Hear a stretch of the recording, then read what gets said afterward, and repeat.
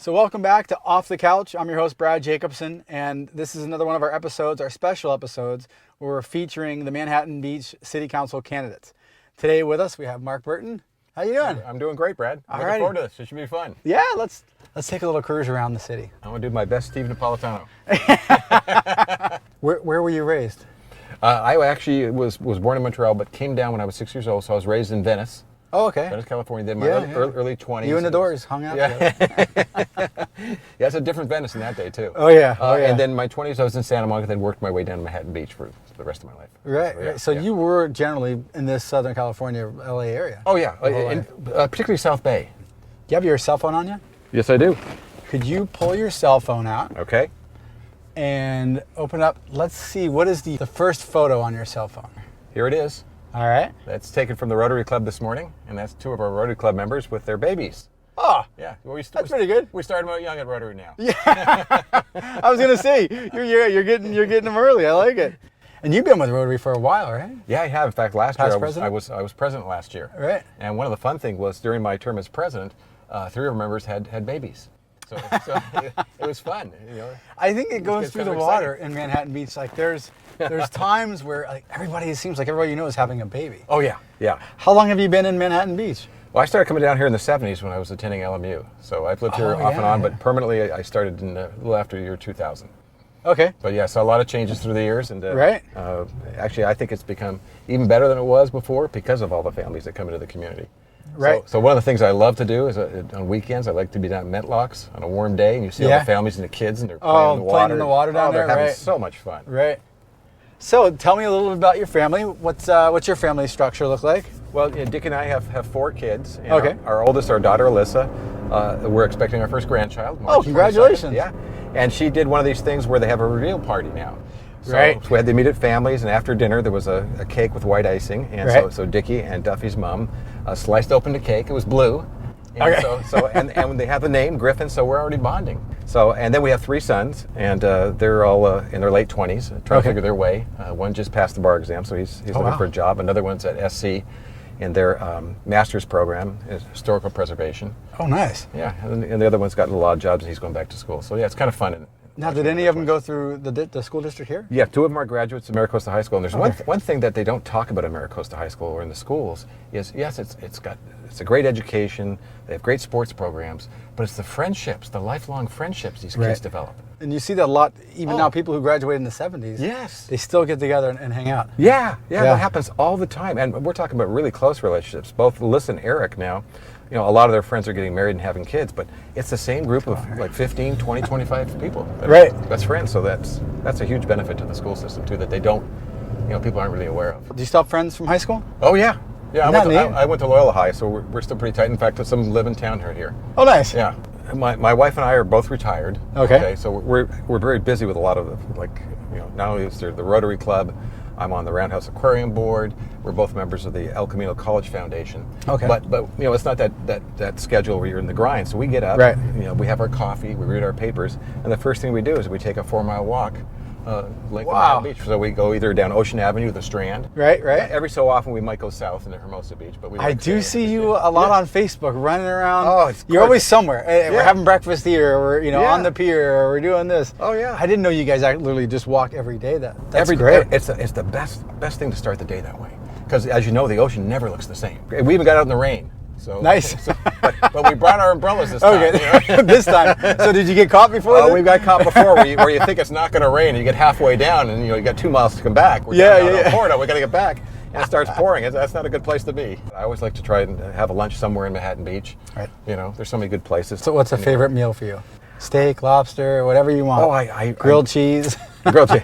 I love fish. Yeah. So salmon. So there's some real good places in town that serve great salmon. Good salmon dishes, all right? Because I don't leave the bubble. Yeah. For anybody who's coming to LA and they want me to meet you in Hollywood, and it's not happening. Oh no. I worked for the LA City Attorney's Office, so I literally don't leave. I think there was a period of 6 months last year where I didn't leave Manhattan Beach at all. Oh, nice. Yeah. So, And when I do, like if we happen to go to Santa Monica, I say, I went to another city. Yeah. So no, we've got everything I want right here. Yeah. But yeah, I tell my sons who are all kind of sports fans. I said, you're very lucky because all our sports teams look like they got the possibility of winning a championship. So Dodgers have a possibility. Yeah. Lakers have the possibility. Right. Rams do. So it's a good time. It's a good time to be in LA. We had a World Series and a Super Bowl. Yeah. Same year. Yeah. Yeah. It's pretty amazing. Is there a favorite movie that you have? Yeah, yes, I do, Brad. But first, I got to tell you, I love going to the big screen movies. Right. People say, well, wait till it comes out. It's not the same experience. No. So the one that had probably one of the biggest impacts on me was Jeremiah Johnson. Oh, wow. Okay. Yeah, there's something about the mountains when he was in the mountains and things like that. Right. And I love going to the mountains. Yeah. I need to go see it then. Oh, you should. It's fantastic. Huh. It's Robert Redford, and it's just a great movie. Of course, as a kid, I would always watch the old time movies, so the Humphrey Bogart one, right? Things like that. Yeah. You'd watch that like 30 times. But we're very excited though, because everyone that has a grandchild will tell you that it's the best thing, and I do hear that a lot. Yeah. So we're waiting. And of course, we couldn't tell our kids, hey, listen, come on. Yeah.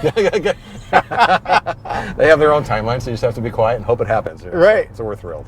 So you've gone through a rough time here with the hip. I know you and I were talking about this earlier. Yeah, well, I've always been active as a runner. I've run a number of marathons, Boston twice and this and that, and also a big-time basketball player. So I actually played at Live Oak. Oh, yeah. They have a great league going on over there. Yeah, and they play on Fridays at 2 and Sundays at 8. So that's the group I played with, called the Live Oak Beer and Basketball Association.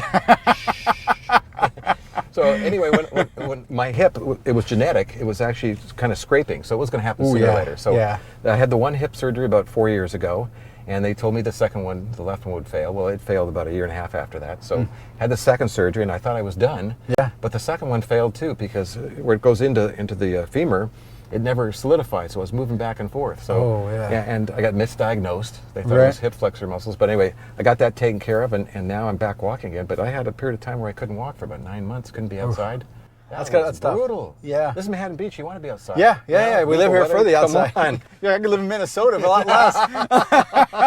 Well, I'll joke around. I got a few friends back east, and anytime it goes below 50, I said it's a Manhattan Beach blizzard. Yeah. It's 48. Oh my God. If you could magically change one thing about Manhattan Beach, what would it be? I don't think we need to change anything. I really don't. I think we just need to keep that residential character we have, and it's really fun watching the different people come to the community. It's all about the families and things like that. So, and we're a really safe community. If we just keep on doing what we're doing, that makes us a special place.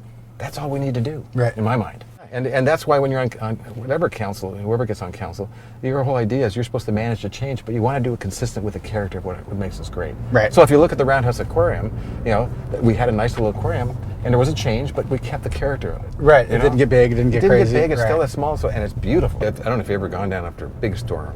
You go down to Bologna Creek and you see all the trash coming out. Yeah. And that's really our future, is first of all capturing that stormwater before it goes out in the ocean. Right. So hopefully that's what we'll focus on is capturing that stormwater. But you don't want to let that get into San Monica Bay. And when I was swimming in there in the late 60s, early 70s, you couldn't see your feet. It was so polluted.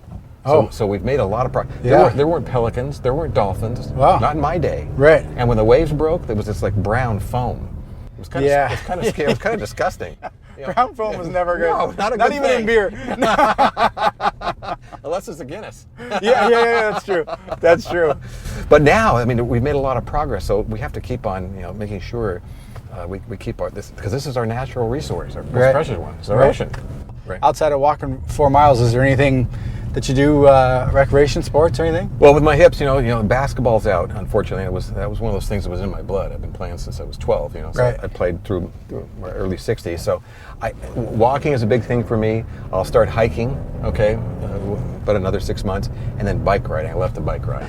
So that's right. You live on the east side. Yes. I live on the east side, so it's on the east side. Work on the.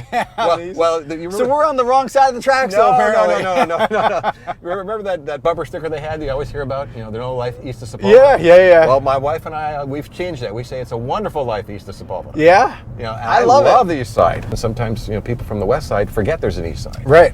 And they drive through it when they're leaving the bubble. That's like, oh yeah, there's a Target over there when they go to Target. People, I don't know if they know it, or if I'm giving up a big secret of these people don't want to know about. Come on, Brad. Eastsiders don't give that away. East side's horrible. Don't move there.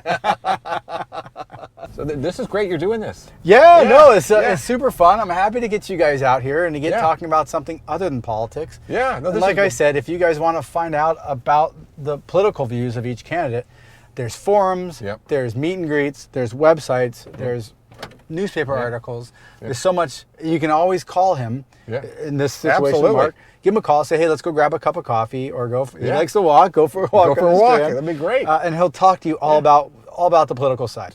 Can I say one thing? Sure. Steve, I'm coming after you, man. I'm going to replace you, okay?